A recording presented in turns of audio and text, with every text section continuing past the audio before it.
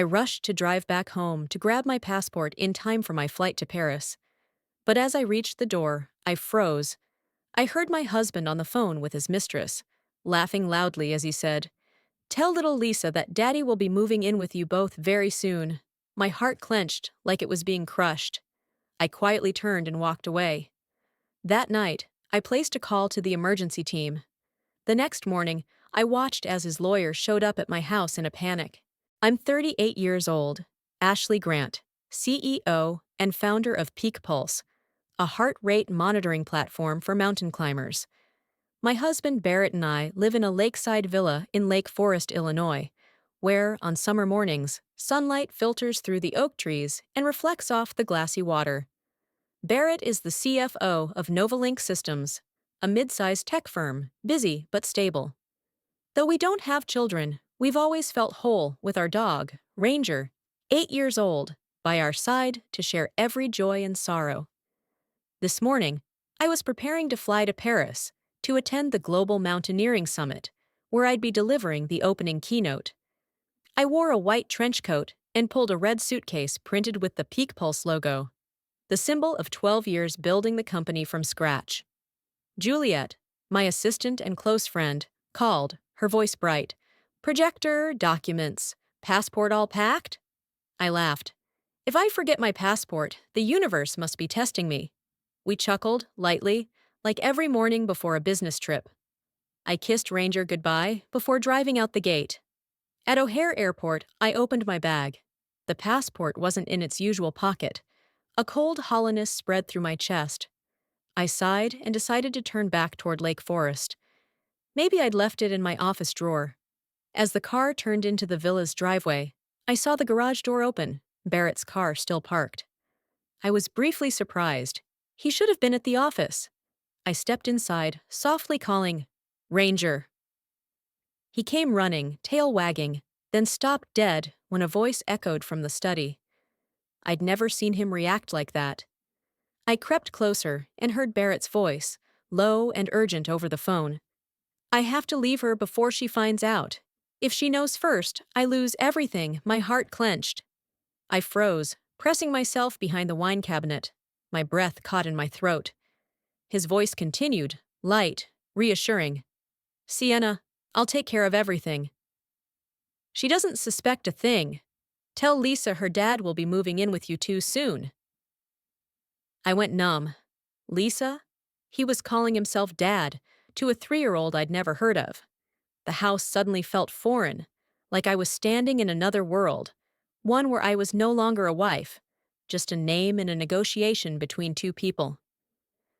Barrett stepped out of the study, still talking and laughing into his phone, completely unaware his wife was only a few feet away.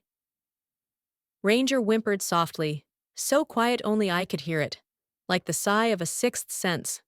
I backed away, my hand touching the cold wall, then turned and walked out the front door. I didn't look back. The wind hit my face as I opened the door. Ranger stopped at the threshold, tilting his head at me, his brown eyes glistening as if to ask, "Where are we going now?" I bent down, placed my hand on his head, and whispered, "Stay home, okay?" He whimpered faintly, and I stepped out, locking the door behind me. I drove straight to the Langham Chicago and rented the presidential suite under the company's name. With the door shut, I switched my phone to silent, turned off Find My iPhone, and deleted my entire flight itinerary. Outside, snow had begun to fall lightly over the city's old rooftops. I looked down at my hand. A single golden hair from Ranger still clung to my nail. The image of him at the doorway, head tilted, watching me leave, came flooding back. I wondered if he was curled up on the rug now, waiting for the door to open like every other day. I opened my laptop and logged into Peak Pulse's secure system. Inside the contingency folder was a file named Everest Protocol, an emergency plan I'd written 4 years ago in case the company or my personal life imploded. It listed 3 names: Marcus Bennett, divorce attorney, Liam Shaw, private investigator, and Eloise Park, forensic accountant. They were once my most trusted allies during the startup days. I drafted an encrypted email, didn't send it yet, just saved it in drafts. MLE Begin data collection. Target, Barrett Grant. Do not alert him. I watched the blinking text. Draft saved, then closed the laptop. I wasn't ready to send it, but just writing it made my heart slow down. Outside the window, wind swept across the Chicago River, scattering a thin layer of ice. I leaned my head against the wall and quietly said to myself, "No one takes what I've built." Not even him, that night. The city was unnaturally quiet. And in that quiet, I knew, by sunrise, Everest Protocol would no longer be theory. At 6 a.m., I woke in the hotel room, still scented with last night's coffee. Winter gray light from Chicago filtered through the curtains, casting a glow on the open laptop. I took a deep breath, opened the drafts folder, and reread the brief message. MLE. Begin data collection. Target, Barrett Grant. Do not alert him. I hit send without hesitation. In just 2 seconds, the people I once trusted most had entered the battlefield, even if they didn't yet know the full story. Juliet was the first to respond. A short message. I understand. I'll handle the surface. The surface, meaning the company. She continued running Peak Pulse just as she had during my long business trips, meeting with departments, signing contracts, approving Q1 marketing plans, and sending regular updates as if I were truly in Paris. No one on the team suspected a thing. As for me, I didn't need to vanish completely. My Instagram remained active. LinkedIn was still up. I just stopped posting, stopped appearing. A CEO silent for a few days at an international summit wasn't unusual. I simply erased the flight itinerary from my email, disabled location tracking, and moved all communication to encrypted channels. The phone still lit up a few times a day. Barrett texted, "Is your flight delayed? Don't forget to call me when you land." I didn't respond. As far as he knew, I was on my way to Paris. In reality, I'd just laid the foundation for a different journey, one where silence was the language of retaliation. By noon, I received my first call from Marcus Bennett, the divorce lawyer Juliet had introduced me to 2 years earlier. His voice was deep and calm. "Ashley, I got the signal." "What's the scope?" "Finances, equity, and marriage," I replied flatly. "He's hiding something." "I want every detail understood." "I'll contact Liam and Eloise." 3 hours later, Marcus's email arrived. Team confirmed. Beneath were 2 familiar names. Liam Shaw, the private investigator who once helped Peak Pulse uncover internal sabotage, and Eloise Park, the forensic accountant who detected financial leaks when the company was still a fledgling startup. That evening, Liam sent his first report. Subject line, "Target movement, Barrett Grant." In the email were 4 telephoto shots from across the street. A silver Tesla, license plate 79HKD5, parked outside a high-rise in River North. Caption read, 7:47 p.m., entered Unit 16B, departed 11:11 p.m. The second photo made my chest ache. Barrett stepping into the lobby, holding a Whole Foods bag, a faint smile on his face, wearing his brown leather jacket. I couldn't remember the last time I saw him smile like that. Later that night, Liam called, his voice gravelly and low. "Ms. Ashley, the target regularly visits a luxury apartment belonging to a woman named Sienna Clark, 29, works at a jewelry store, Bijou and Company, in River North. Her Instagram has over 300,000 followers, mostly luxury jewelry and lifestyle posts. She lives with her daughter, Lisa, age 3. I went silent. They had a child." My chest felt like it had been plunged into snow. "Say that again, Liam." "Yes, ma'am." Neighbors confirm a tall man, about 6 feet, brown hair, driving a silver Tesla, matching your husband's plate, shows up there every Saturday. They say he often brings gifts or toys for the girl. I clenched my fists. Saturday. My heartbeat slowed as memories surfaced. Saturday was the day Barrett always said he had a standing pickleball match with his old friends. I used to laugh, brew him coffee, and wish him luck. Win a few sets and come back early. He'd smile, kiss me on the cheek, and say, "I'll try not to get crushed." I looked again at Liam's photos. Barrett in a gray hoodie, holding a toy bag, punching in the door code to 16B. No friends, no pickleball, just a little girl running to hug him in the hallway. I sat in silence. Beneath me, city lights reflected on the wood floor like shards of glass. I exhaled and murmured, "Saturdays. Turns out, not for sports. Just a weekly exercise in betrayal." I opened my notebook and wrote a single line. If he used money to deceive, I'll use the truth to destroy it. As I set down the pen, wind howled across the Chicago River, lifting the thin veil of snow on the balcony. I watched the white fragments scatter into the air, and I knew this was when the fire truly began. Outside, wind whipped across the Chicago River, scattering a thin veil of snow from the balcony railing. I watched the white fragments drift apart in the air and knew the fire had truly begun.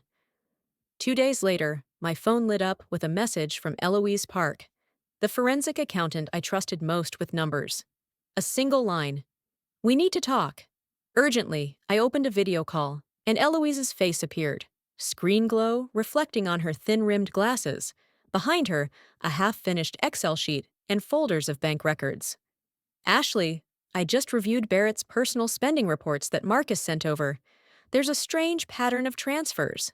Same recipient, same description, but appearing in two different accounts." I frowned. "Details?" $350,000. Wired from his personal account to an account under the name Sienna Clark, disguised as independent marketing expenses. He even used the same internal code Peak Pulse uses when contracting third-party vendors. I leaned back in my chair, eyes drifting toward the city, the traffic, the lights, the tiny lives below, all flowing on while I was trapped in an equation made with intent. "Anything else?" I asked.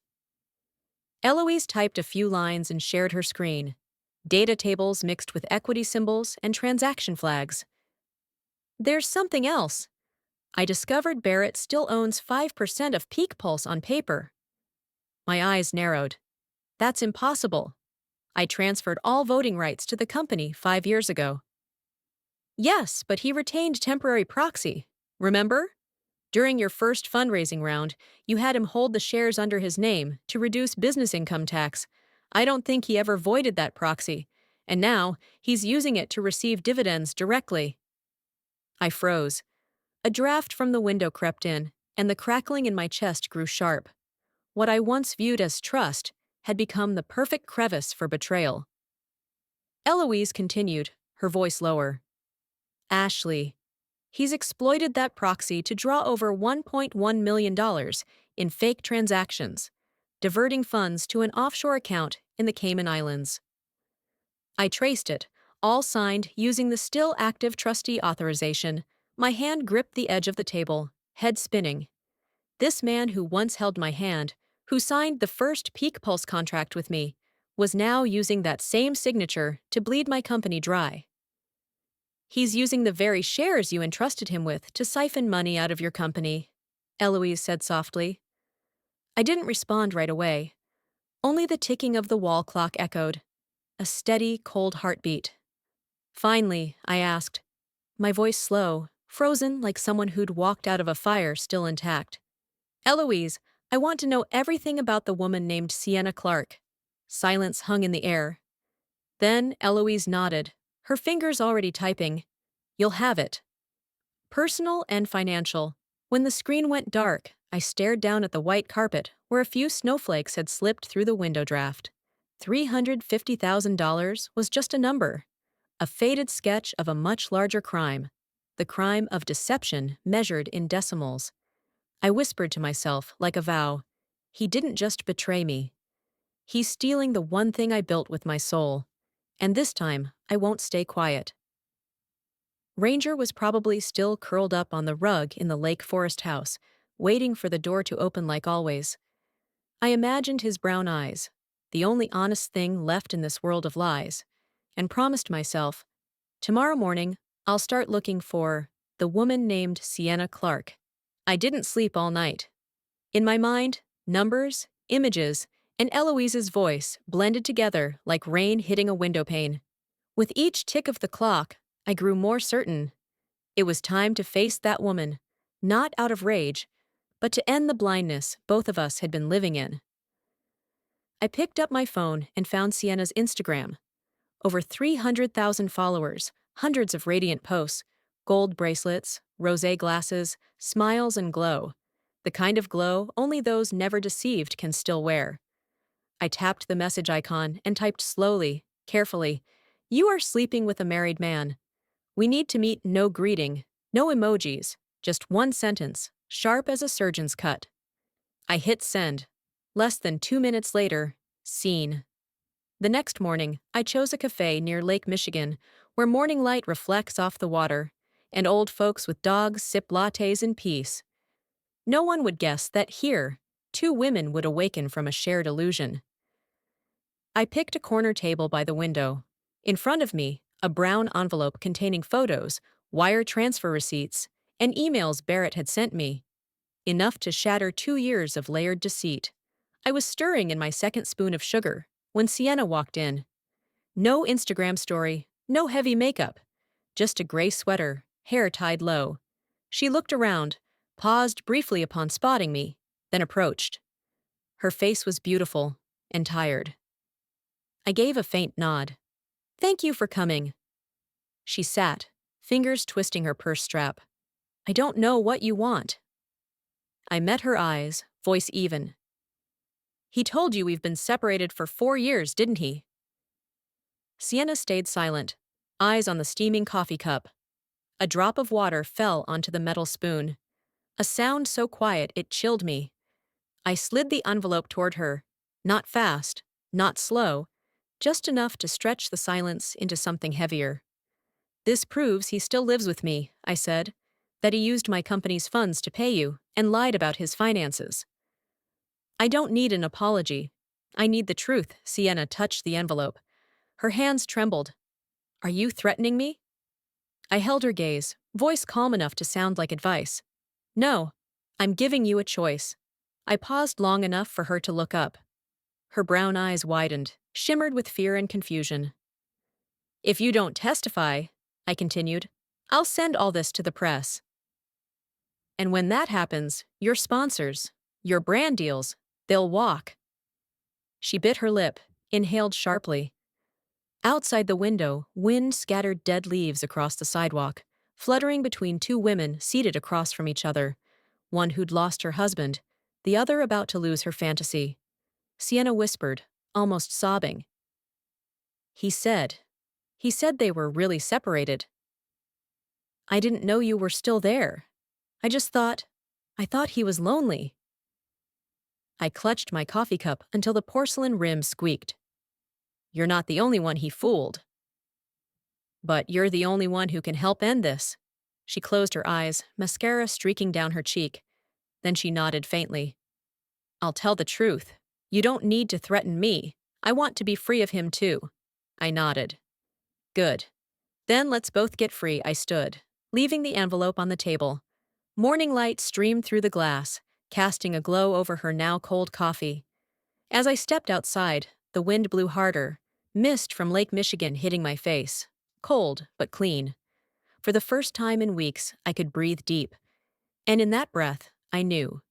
This fight wasn't just mine. It belonged to everyone ever blinded by lies. 3 days later, Marcus called. His voice was firm, skipping pleasantries. "We have enough. I'm filing an emergency motion with the Chicago Family Court. Charges: infidelity, shareholder fraud, corporate asset misuse." I nodded, though he couldn't see. At last, this wasn't about emotion. It was legal. 2 days later, the court confirmed a hearing date. I sat in the hotel conference room as Marcus outlined our prep. Financial records, Eloise's statement, the $1.1 million transfer logs, and Sienna's verbal testimony. Juliet stood beside me, silent, but her eyes said everything. It's time. On Monday morning, I wore a plain black suit, low bun, thin-rimmed glasses. On my wrist was the original Peak Pulse band, the prototype I designed at the very start, a reminder of the sweat, effort, and faith I once carried alone. I glanced at it once, tightened the strap. Everything began and ends here. Courtroom 4 at the Chicago Family Court felt like a vault. Varnished wood benches gleamed under sterile lights, and above us, the brass nameplate read, Justice Kwan. I sat in the front row with Marcus. The door opened. Barrett walked in, holding a folder, striding with the same confidence he wore in every boardroom. In his mind, I was still in Paris. The moment our eyes met, the smile on his face vanished. He froze, face pale. I saw confusion, fear, and a flicker of collapse in the eyes of a man who thought he could manipulate everything. Marcus whispered, "Let me do the talking." "You just sit," the hearing began. Marcus presented 33 pieces of evidence: photos of Barrett at the River North apartment, transfers to Sienna, Eloise's statement on unauthorized dividends, and a handwritten note from Sienna Clark. I admit to a relationship with Barrett Grant, and that he lied about his marital status. Barrett tried to stay composed, but each document felt like a blade slicing through the skin of his long-constructed lie. When Marcus revealed the final wire record, Barrett suddenly stood, shouting, "It's all a misunderstanding. I was just helping her with rent. I didn't take a cent from the company." Marcus didn't flinch. He simply slid an iPad to the judge. On screen, an internal email from Barrett to Sienna. "Just got another Peak Pulse dividend. We can use it for Lisa." The courtroom went still. Only the AC hummed. Justice Kwan lowered his glasses, reviewing the file. He flipped a few pages, then looked up. "Mr. Grant, this isn't about marriage anymore. This is shareholder fraud. And fraud doesn't care about your feelings." Barrett's head dropped, his fist clenched white. I stayed silent, eyes locked on him. I didn't need to speak. The truth was speaking for me. By the end, Justice Kwan issued a preliminary ruling, voice sharp like a gavel strike. The court orders a freeze on all assets pending full investigation. Mrs. Ashley Grant is granted temporary sole ownership of the Lake Forest residence. Mr. Barrett Grant is to vacate within 7 days. The gavel struck 3 times. Barrett didn't look at me. He quietly gathered his papers and left the courtroom like a man who'd lost his compass. That afternoon, headlines flooded Chicago media.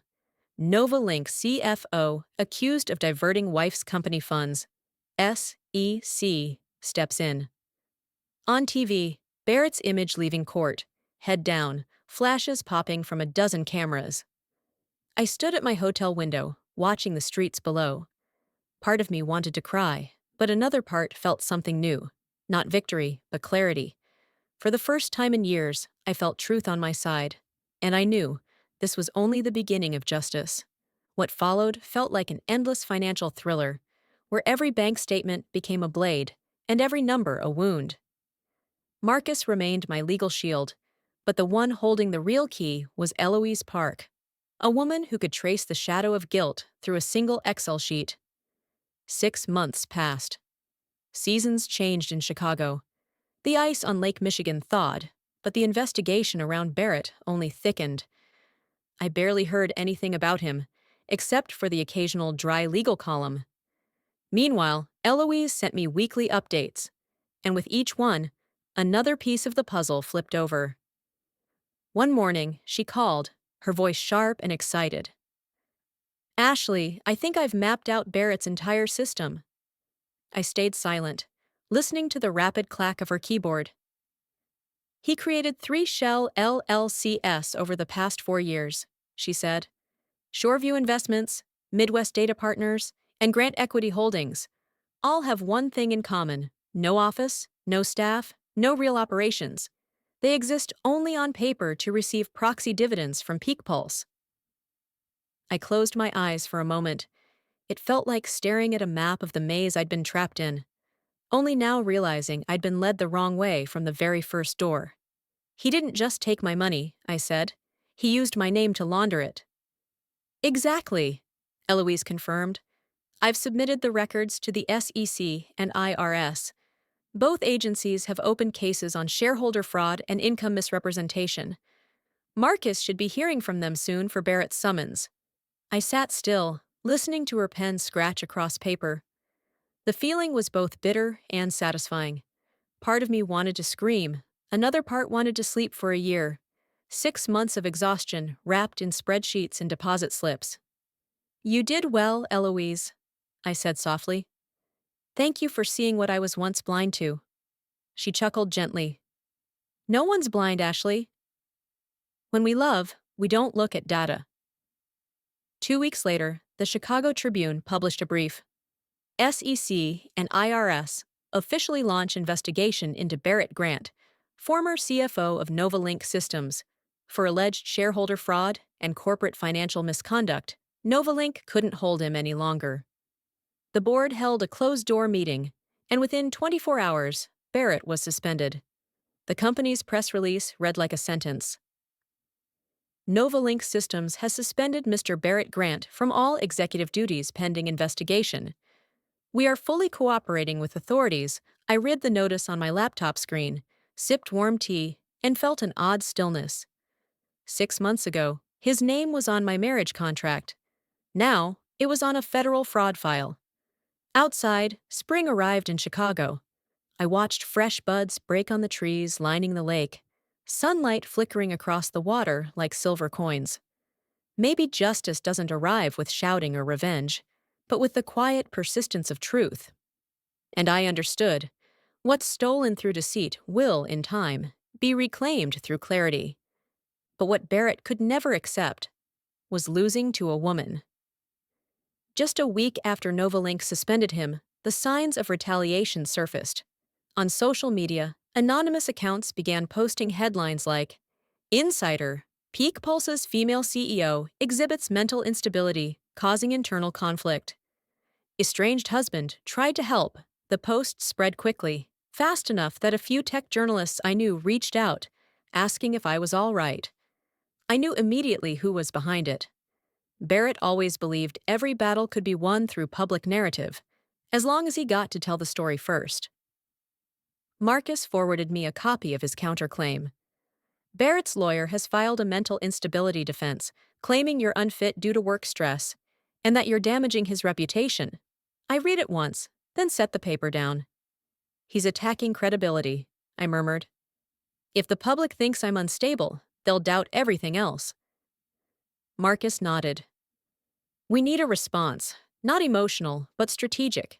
I think Juliet can deliver it better than anyone. 2 days later, Juliet appeared on CNBC's Tech Women Rise. Behind her, a large screen read, Peak Pulse, Beyond the Scandal. The host smiled politely.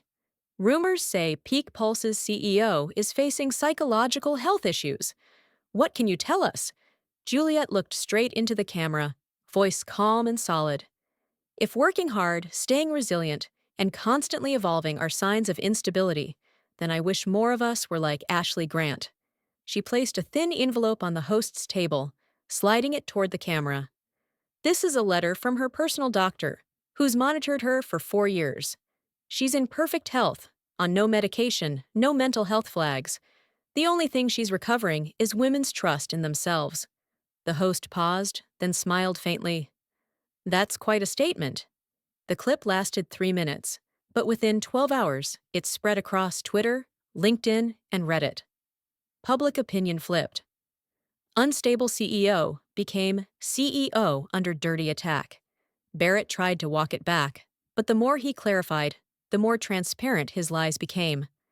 Tech sites removed their speculative articles, replacing them with commentary in my defense. A hashtag emerged. Hashtag still climbing. I didn't post. I just sat in silence, watching Juliet's eyes light up in the studio. I texted her a single line. Thank you for keeping the flame upright. She replied instantly, not me. You. You're the real climber. I smiled. Outside the window, late spring had arrived in Chicago. Lake Michigan shimmered like broken glass. A thought crossed my mind. Barrett may have mastered manipulation, but he forgot one thing. A woman who's climbed a mountain never fears the height. I thought things were stabilizing until I got a call just before midnight from Sienna. Her voice was trembling, choked as if holding back tears. Ashley, I got a message. What kind of message? Anonymous. They said if I testify, everything I have will disappear. I turned on the light, heart pounding. Did you screenshot it? Yes. I've sent it to you. The message flashed across my screen. White text on a black background, chilling in its brevity. If you testify, everything you have will disappear. No number, no name, just a threat, but I knew the hand behind it, none other than Barrett. He had lost his job, his status, and now he was ready to drag others down with him. I grabbed my coat and left the hotel, driving through the rain. Midnight Chicago shimmered in smeared streetlights, mirrored on the wet roads like tears. I pulled up to Sienna's apartment in River North, the place where, months ago, Barrett once arrived with toys in hand. She stood in the lobby, soaked, phone clutched in her hand, mascara running. I stepped toward her, sharing my umbrella. They said, they know where I work, she said shakily. I'm scared, Ashley. I have a child. I placed a hand on her shoulder, voice low but firm. Sienna, listen to me. This is the last move of a man who's used to controlling people. You are not alone. I won't let anyone touch you or your daughter. Her eyes were bloodshot. He's capable of it. I've seen him threaten employees, cut accounts, fabricate stories. I just don't want Lisa hurt. I pulled out my phone and called Marcus. Ms. Sienna Clark just received a witness threat, I said. Send it to the judge and local police now. Marcus responded instantly. I'm on it tonight. He's only digging deeper. Sienna burst into tears, shoulders shaking. I handed her a tissue and whispered, Tomorrow, you won't walk into that courtroom alone. I'll be right there. All you need to do is speak the truth, what you saw, what you know. I'll handle the rest. She nodded, lips trembling. In the rain, two women, both once trapped by the same man, stood beneath one umbrella, sharing fear and a fragile faith that justice still lived somewhere in this city. As I drove away, I caught my reflection in the window, tired, soaked, but steady. Each raindrop on the glass beat like my own pulse. I will not let him threaten anyone again. And the next morning, I kept my word. Rain still misted Chicago as Sienna and I stepped into federal court. The hallways were long, sterile, scented faintly of coffee and paper. Sienna squeezed my hand. I nodded slightly, a silent reminder. We've come too far to turn back now. The courtroom was packed. Reporters, cameras, and long lenses filled the back rows. A gleaming plaque read, United States versus Barrett Grant. Beside me, Marcus organized folders, labeled by color, S-E-C, I-S, peak pulse, personal transfers. Across the aisle, Barrett sat with his lawyer. His face was gaunter, but his eyes still carried that old arrogance. When he saw me, he clenched his jaw and offered a smirk, part mockery, part challenge. Justice Kwan entered, and silence fell like a curtain. Marcus rose, his voice clear, every word like a hammer. Your Honor, we present evidence validated by the SEC and IRS. The defendant, Barrett Grant, created 3 shell companies to funnel unauthorized dividends and used marital assets to wire over $1.1 million to himself and a third party. He laid the thick file on the table and nodded to Sienna. She stood, hands trembling, voice steady. He told me they were separated, that the company was his. I didn't know I was being used. I just want the truth out, the room murmured. A reporter clicked a camera, the sound sharp in the thick air. Marcus continued, holding up a color printout. Here is the dividend transfer to Shoreview Investments, registered with the defendant's personal email. And here, the SEC's confirmation that these activities were unauthorized. Barrett shot to his feet, slamming the table. She set me up. Ashley, you know I didn't do this alone. His voice echoed, furious and desperate. Justice Kwan banged his gavel. Order! Mr. Grant, interrupt again, and you'll be removed. The room froze. Barrett sat, flushed and shaking. Marcus approached the bench, submitting the final file. We request that the court find for shareholder fraud and return all Peak Pulse assets to its legal founder. Mrs. Ashley Grant, Justice Kwan, reviewed the papers for several minutes, then looked up. His voice was steady, every word heavy as oak. The court rules. Mrs. Ashley Grant is awarded 85% of shared assets, including full legal ownership of Peak Pulse. Mr. Barrett Grant is to pay $130,000 in legal and court fees. This case will be forwarded to the IRS and SEC for continued investigation of shareholder fraud. Barrett collapsed into his chair, face buried in his hands. The once proud CFO looked like a cracked statue. Reporters surged forward. One shouted, "Barrett, do you regret anything?" He said nothing. As officers escorted him out, I watched, not angry, not sad, just at peace, like the quiet after a storm. I stepped into the hallway, my heels clicking on cold stone. Light poured through the atrium skylight, catching the glint of my Peak Pulse band on my wrist. I paused, inhaled deeply. My climb was over, and its summit wasn't victory. It was freedom, but every freedom carries a price. A few weeks after the ruling, I read a short headline on CNBC. Barrett Grant, former CFO of Novalink Systems, officially disbarred.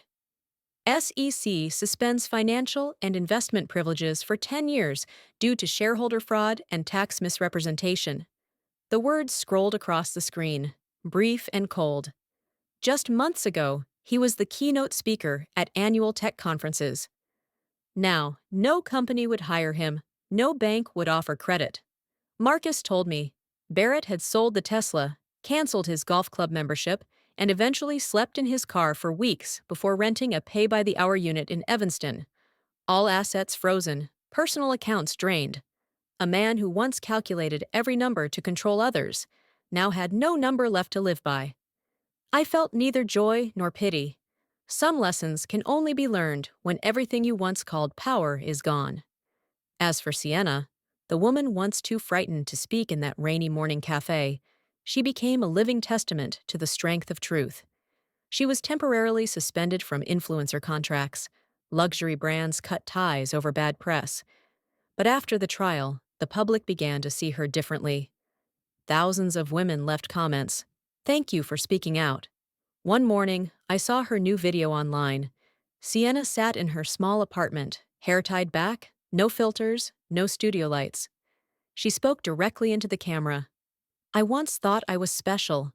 Then I realized I was just one of hundreds of women manipulated by the same kind of man. If my story helps someone escape that sooner, then I did something right." Within a week, her new account passed 500,000 followers. A real story always outweighs any PR campaign. As for me, I chose silence. I didn't need to tell it. The truth had already done that for me. Dawn stretched across Lake Michigan, light bouncing off the windows of a new penthouse in Gold Coast, where Ranger and I began each day with a peace I once believed was a luxury.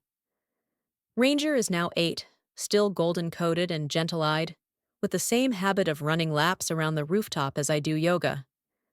Once, I saw him stand at the edge, head raised into the wind, like he was guarding the sky. I smiled and breathed deeply. In that moment, I understood.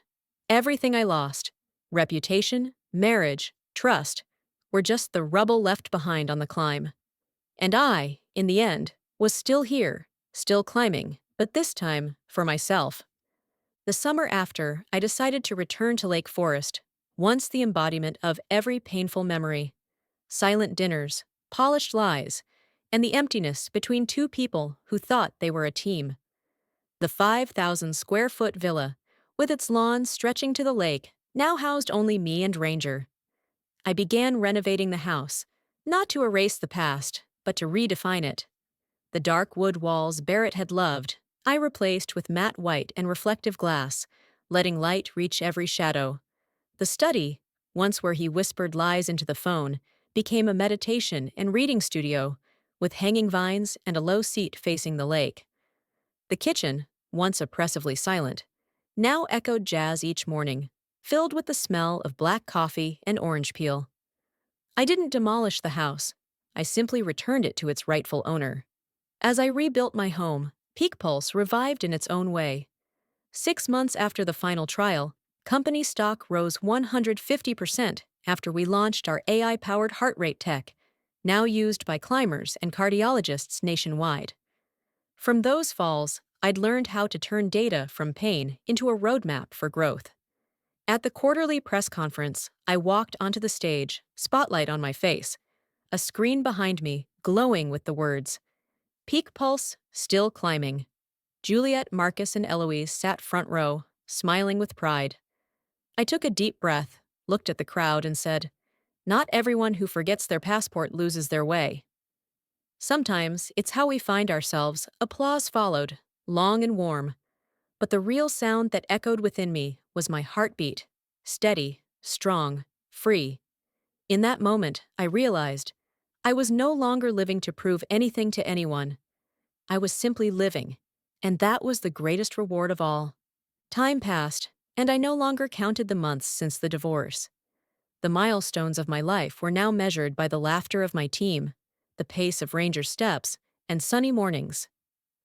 One autumn afternoon, Mateo Cruz, professional climber and Patagonia co-founder, invited me to a charity pickleball match at a Chicago sports center. Just some light movement, he said, and helping a fund for youth climbers in Colorado. I agreed, sensing something simple and pure in the offer, something I'd forgotten. The court buzzed with laughter. Late sunlight spilled across the bleachers, warming the orange-lit surface. I wore a white athletic top, tied my hair up, and Ranger lay calmly in the pet area beyond the fence, occasionally lifting his head as if to cheer me on. Mateo played brilliantly. The crowd cheered at every point he scored, and I just laughed, exhausted but lighthearted. When the match ended, he handed me a water bottle and nodded toward the concession stand. Do you recognize that guy? I turned to look. In the far corner, Barrett was bent over, mopping the floor near a vending machine. His gray uniform bore the sports center's faded logo, and his hair had streaks of silver. I blinked. For a second, memories rewound. But then there was only stillness. Ranger trotted over, stopped midway, and growled softly, an old instinct not yet forgotten. He stood between me and Barrett, as if his body still remembered the thing that once caused me pain. I knelt, pet his head, whispering like breath, It's okay, boy.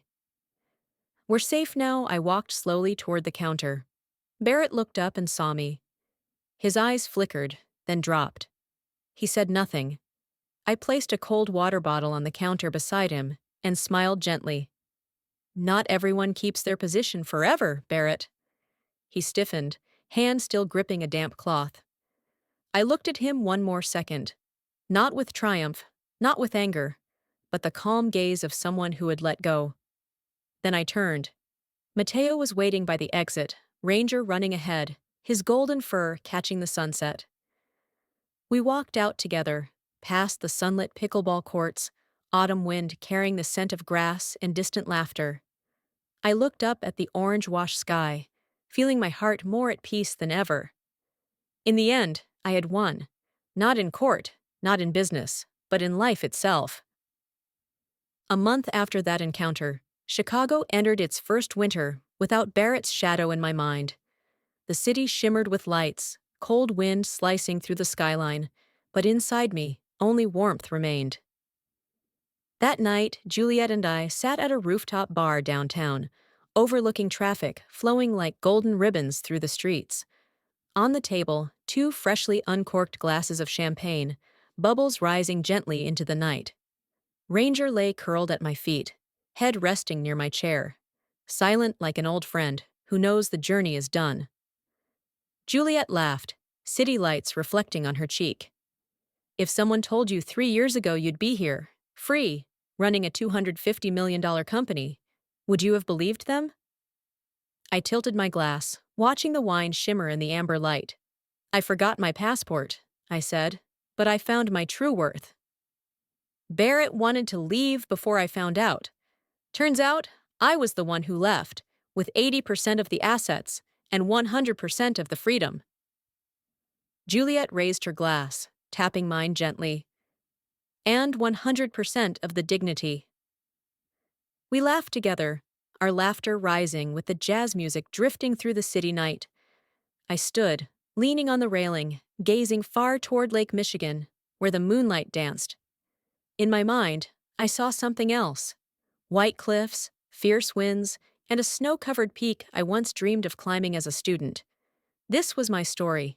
Don't forget to like, subscribe, and share this video if you believe every woman deserves a second chance. To be free, to be strong, and to live her worth.